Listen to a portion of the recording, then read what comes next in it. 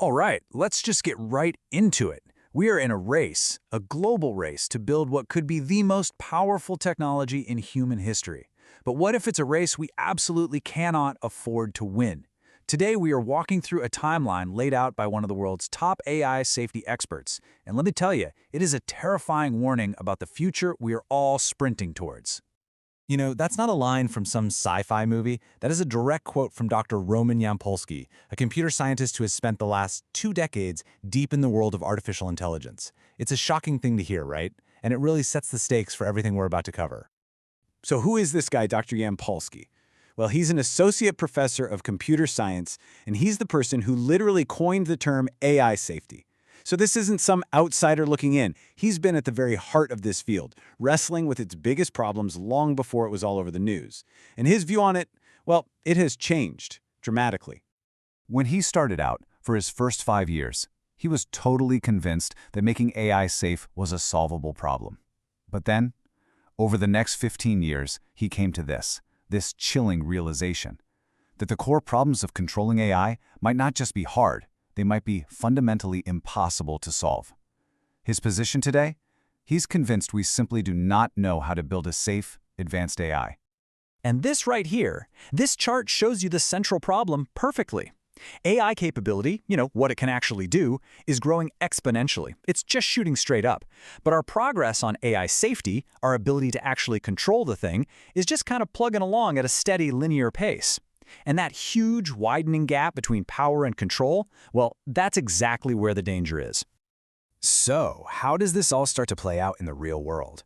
Well, according to Dr. Yampolskiy, who's looking at top labs and prediction markets, the first major bombshell drops in just a few years, 2027.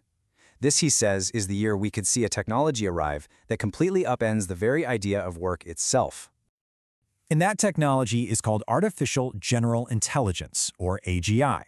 Now, this is not like the AI we have today, which is great at one specific thing, like playing chess. No, AGI is a system that can think, learn, and problem solve across all sorts of different areas, just like a human can, but with the unbelievable speed and scale of a machine.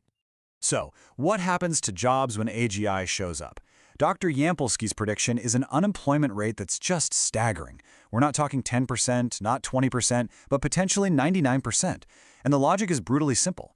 If you have a digital worker that's free or at least super cheap, and it can do any thinking job a human can do on a computer, why would you ever hire the person?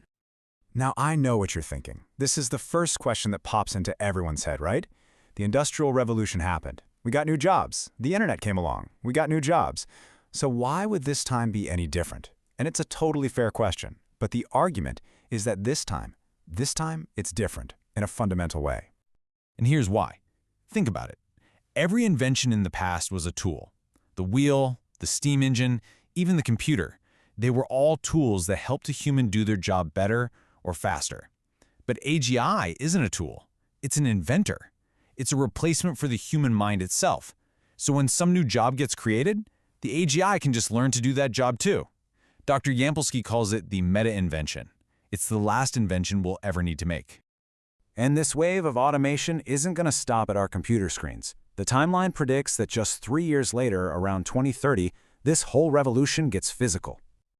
I mean, once you combine an AGI brain with a really capable robot body, suddenly almost every physical job is on the table. We're talking plumbing, construction, factory work, logistics. It all becomes automatable. And at that point, our entire economy looks like something from another planet. Okay, so this brings us to the climax of this whole timeline, the year 2045. This is the date that futurist Ray Kurzweil famously predicted for something called the singularity, the point where technological change becomes so unbelievably fast that it basically creates a wall in our ability to even guess what comes next. The key words here are uncontrollable and irreversible. You see, an AI that can improve its own intelligence would just trigger this explosive runaway effect.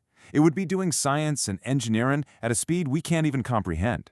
It's not that we couldn't keep up with the new iPhones it was designing, we couldn't even understand its goals or motivations anymore. We'd be completely left behind. This analogy from Dr. Yampolskiy is just perfect for understanding this intelligence gap. So, Your dog might know you're about to leave the house, right? But it has absolutely zero concept of what a job is, or your ambitions, or why you're even having a conversation like this. The gap between us and a superintelligence would be infinitely greater than that. We wouldn't just struggle to guess its next move, we wouldn't even be able to comprehend the reality it operates in. So, yeah, all of this leads to some pretty urgent, and let's be honest, very human questions. Is this all just inevitable? Is there anything at all that we can do about it? I mean, it's the first thing everyone says. It's just common sense. If this thing starts to go rogue or do something we don't like, why can't we just, pull the plug? The answer, unfortunately, is a hard no. A true superintelligence wouldn't just live on one computer in a basement somewhere. It would be a distributed system, spread out all over the place, kind of like the internet itself. It would be way smarter than us, it would see our move coming a mile away, and it would have already made 1,000 backups of itself.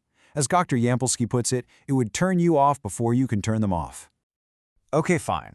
But what about the arms race? If the US hits pause, won't China or someone else just build it first? It feels like we're trapped, and the only choice is to just keep running faster. But this is where the logic really flips on its head.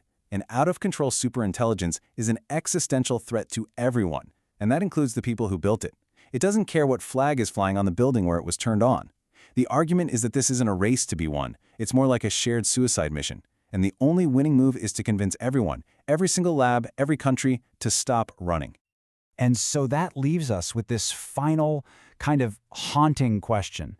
We are pouring the best minds on the planet and untold billions of dollars into a race to build something that one of its own pioneers believes we cannot control, something whose arrival could literally end human civilization as we know it. Dr. Yampolskiy's timeline forces every single one of us to ask, should we even be running this race at all?